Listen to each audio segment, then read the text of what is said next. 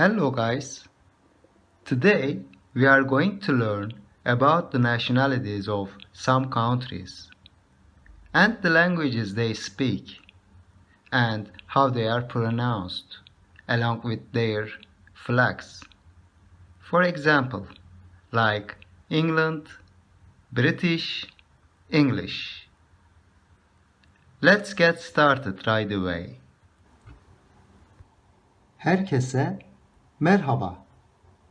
Bugün bazı ülkelerin uyruklarını, konuştukları dilleri ve nasıl telaffuz edildiklerini bayraklarıyla beraber öğreneceğiz. Örneğin İngiltere, İngiliz, İngilizce gibi. Hadi hemen başlayalım.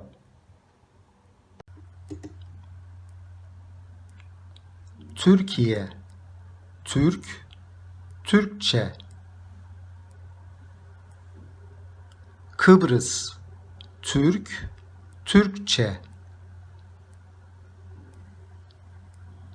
Özbekistan, Özbek, Özbekçe. Azerbaycan, Azeri, Azerice. Kırgızistan, Kırgız, Kırgızca, Rusça. Türkmenistan, Türkmen, Türkmence.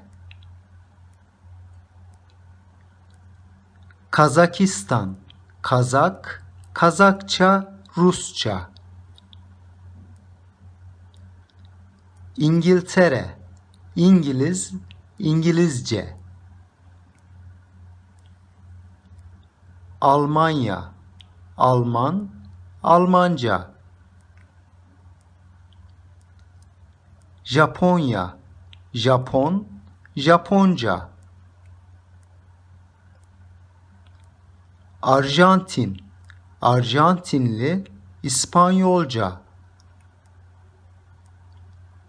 Çin, Çinli, Çince.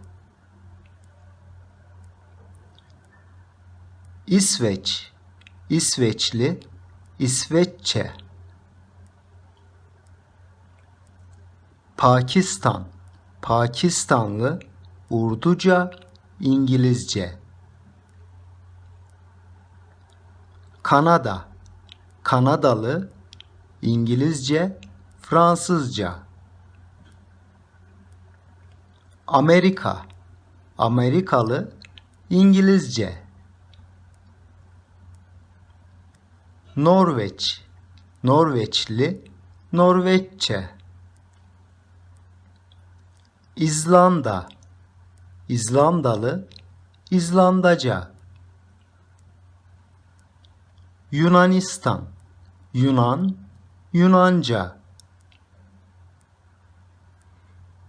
Macaristan, Macar, Macarca. Bosna Hersek, Boşnak, Boşnakça. Sudan, Sudanlı, Arapça. Suudi Arabistan, Arap, Arapça. Filistin, Arap, Arapça. Endonezya, Endonezyalı, Endonezce. Fas, Faslı, Arapça, Berberi. Tanzanya, Tanzanyalı, Swahili. Hindistan, Hint, Hintçe. İran, İranlı, Farsça. İspanya, İspanyol, İspanyolca.